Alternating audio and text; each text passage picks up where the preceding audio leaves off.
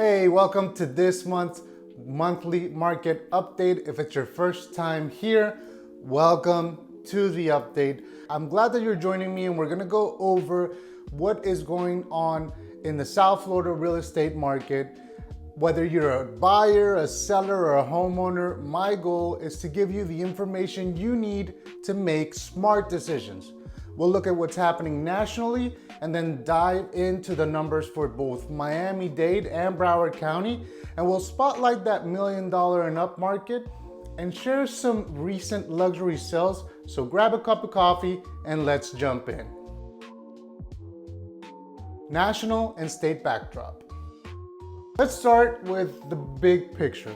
In June, the National Association of Realtors reported that existing home sales nationwide fell about 2.7% compared to May.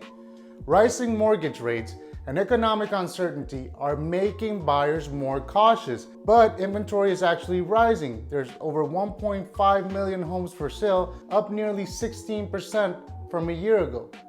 This gives us about 4.7 months of supply, which is closer to a balanced market, to be honest, but the median existing home sales price across the US hit a record of over $453,000. And homes typically sold in about 27 days. About 29% of those purchases were made with cash, according to an article by Reuters. Closer to home, Florida's median sales price in June was $412,000 for single-family homes and $300,000 for condos. Keep those numbers in mind as we look into South Florida's performance overall. On the financing side, the Federal Reserve just met and decided to keep interest rates at steady pace because inflation remains sticky. And Freddie Mac's survey shows that 30-year fixed mortgages averaged about 6.75 in mid-July, which is much higher than the pandemic lows, as we all know, but still moderate historically. For anyone who's waiting on rates to drop though, economists predict that we might see rates closer to the sixes in 2026. But if you're waiting for those 3%ers that we saw during the pandemic era, you're in for a rude awakening. Miami-Dade County overview. All right, let's talk about Miami-Dade in June. We closed over 1,800 home sales, down 10% year over year, which includes almost 900 single-family homes, which is a 7% decline, and 945 condos, which is down nearly 13%. The total dollar volume for that was about $1.8 billion, with $1 billion coming from single-family homes and about $715 million coming from the condos. If you do the math, the average comes out to about $1.1 million for single family, $760,000 for a condo. However, the median sales price tells an even clearer story, where single family homes hit the median of $670,000, up 2% from last year, and condos posted a 6% gain to $450,000.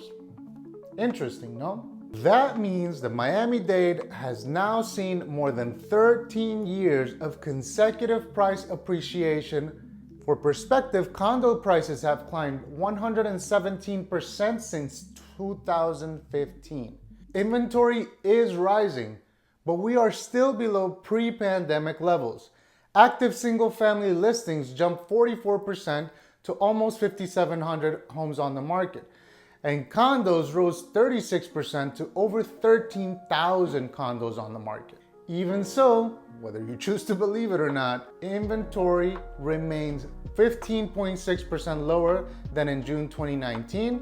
We now have 6.6 months of supply, which is essentially a balanced market for single-family homes, and 14.1 months of inventory for condos, which is a buyer's market. Now let me tell you this, having lived here for over 25 years myself, we might have less inventory than we did pre-pandemic, but the desire and interest and focus and attention for South Florida has never been as strong as it has been in the past years. There's more people that are looking to live here full-time, to move here full-time, companies that are moving here, than there were in pre-pandemic levels. So what does this mean? Well, you get the pick of the litter if you're buying, especially if you're looking at condos. If you're looking at houses, it might still be a little competitive depending on what sector of the market you're looking in. Remember, this is a very general overview looking at the county. But if you dissect it neighborhood by neighborhood, things might change drastically in favor of one or the other. So if you're looking in a particular neighborhood or a particular area and you would like to know the specifics for that, my name is Juan Yarusi, your South Florida realtor. My information is on the screen. Feel free to call, text, or email. It's also in the description below if you want to check it out later on in the video. But let's continue with this market update. Now, properties are taking longer to sell though. The median time to go to contract was 42 days for single family homes, and for condos, it was 68 days. From list to closing, it took about 85 days for homes and 107 days for condos. And sellers are still getting about 95% of their asking price for the single family homes and just 93% for the condos. In other words, about a 5% discount for single family homes and about a 7% discount for condos. It all depends on how well the property is priced to begin with. If it's priced within where it should land, that is going to be a much smaller discount. But if it's overpriced, then 7% might not be enough. So it's important that you work with somebody that knows how to get you the real nitty gritty when it comes to numbers. And we all know that cash is king, and that is certainly true in Miami. Roughly 38% of all transactions were all cash. And that breaks down to about 26% of single family home purchases and nearly half all condo purchases. Distressed sales, foreclosures, and short sales are only 1.2% of all sales. Very low. So if you're waiting for a 2008 crash, you might be in for a rude awakening. You never know. But there's too much equity for most folks out there. We'll talk about that later on in the video, so stick around. Now, looking at that intro to luxury and luxury market, that $600,000 to $1 million, it actually has performed well. It rose over 3.8% with over 350 transactions, which shows strength in that mid-luxury segment. And condo sales over $1 million increased 6.4% to over 150 units. Some eye-catching deals last month include a $14.6 million condo at Apogee in Miami Beach and South Beach. Unit 1404 sold for over $3,900 a square foot, according to The Real Deal. And earlier in the month, a Fisher Island condo sold for $12 million, again according to The Real Deal. And finally, the Ritz-Carlton Residences in Sunny Isles saw a $4.2 million sale, and there was a $4.3 million closing at Il Villaggio in South Beach. These transactions show that affluent buyers are still active, especially for unique waterfront property. Waterfront is a commodity. Broward County overview. Moving north to Broward County, we closed over 1,900 sales, which is down about 12% to last year, according to Miami Realtors, and single family homes just dropped 9.5% to 1,000 transactions. Condo sales, however, fell 14.9%. The total volume was $1.2 billion, with $888 million coming from home sales, $329 million coming from condos. The average price works out to about $862,000 for a house and $362,000 for a condo. And the median price slipped slightly. The single family home dipped 1.6% to just under $630,000. And here the condos were down 6.1% to just shy of $230,000 per unit. Again, even with those declines, Broward homes remain far above the statewide median we mentioned earlier. And the big story here is really inventory. Single family home listings climbed 35% to just shy of 5,900 homes on the market, while the condo market saw a 31% increase with close to 11,700 units on the market. So in the grand scheme of things, the overall inventory jumped 32% to over 17,000, close to 600 units. There are 6 months of inventory for supplies of homes and 12.3 months for condos. Again, condos, like Miami-Dade, buyer's market. Single family homes, a more balanced market. The marketing timeline lengthened here as well, as houses took over 42 days to go under contract and 63 days for condos. And then to actually go from contract to sale, single family homes took 63 days, condos took over 100. And remember, that's because generally when you sign a contract, it takes between 30 to 45 days for the transaction to actually close. And again, very similar to Miami, single family homes received 95% of their asking price and condos 91% of their asking price. So single family homes are getting a 5% discount, condos about 9%. The cash sales made up about 36.6% of all transactions, with homes being bought cash coming in at 22%, and the condo market saw 53% purchases made with cash in Broward County. I felt like Donald Trump there for a second with my hands like this. But what I was saying is that only 0.9% of sales were distressed sales, according to Miami Realtor. Again, not a huge amount of inventory, foreclosure, or short sale. Broward's luxury market. It's funny, but many people don't even consider $1 million luxury anymore. More so that intro to luxury. But in Broward County, $1 million condos market sales is hotter than ever. Compared with 2019 sales, sales over $1 million surged 137%. They jumped from 19 to 45 transactions. That's an incredible growth rate. And while the prices aren't as jaw-dropping as they are in Miami, there were some impressive deals.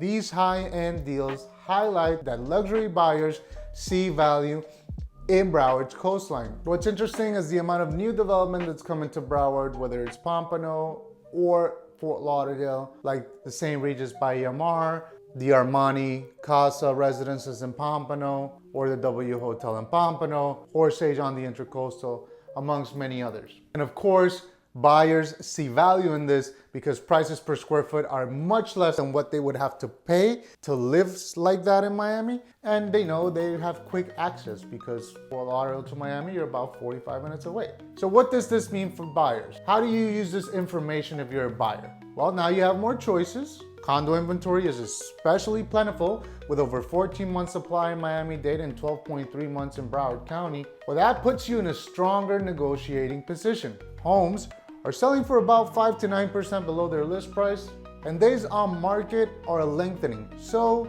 there's less pressure to make a hasty offer. So get pre-approved, take a look at what's out there. Don't completely discount the older condos because you could get yourself a deal, particularly if the building already went through all its recertifications. There's no assessments. If you look at the meeting minutes and there's no upcoming assessments, if you don't know what I'm talking about, check out this video up here that talks about all of the changes to the new condo laws that just happened. You will want to know about this. But a lot of these older condos that have been keeping up to date, I predict are gonna come out strong and are gonna be even more valuable. Those newer developments are also gonna stand out. However, there's an interesting fact that came out the other day that older condos are actually selling quicker than the newer condos. And I think that may be because some people are trying to exit the market, so they're setting the market, they're pricing aggressively, and people are jumping on those good deals. So if you're looking for a deal, that might be it. It may come with some risk if the building is still undergoing work and repairs and things like that. But if you know what you're walking yourself into, that's what the whole purpose of this new bill, with you now being able to request certain documents, is that you're informed as a buyer that, okay, there is a risk that I get an assessment for X, Y, and Z. Well, if X, Y, and Z happens, what happens to the value of the building? It goes up. It's the same as buying a home that needs some work and gaining that equity, right? Similar to buying a fixer-upper, but now your building is a fixer-upper.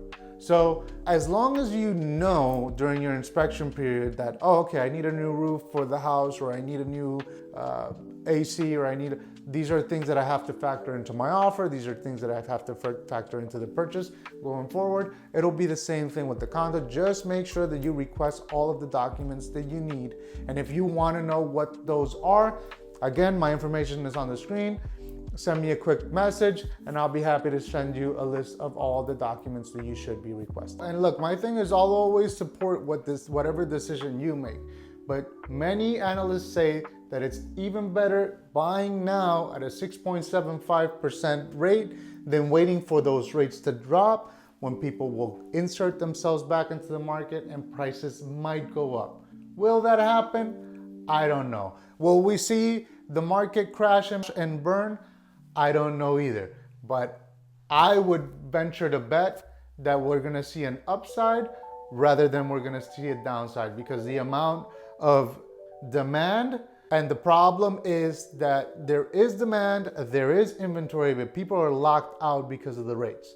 If the rates were lower, or if DeSantis ends up removing property taxes, which I think is a long shot, and I don't know how they would make that money up, but that might be an interesting video. If you'd like a video on property taxes and what DeSantis is talking about regarding getting rid of those property taxes, drop it in the comments. Or if there's any particular topic that you'd like me to cover, drop it in the comments below. I'm happy to dive deep into that research and put it together for you. What this means for sellers.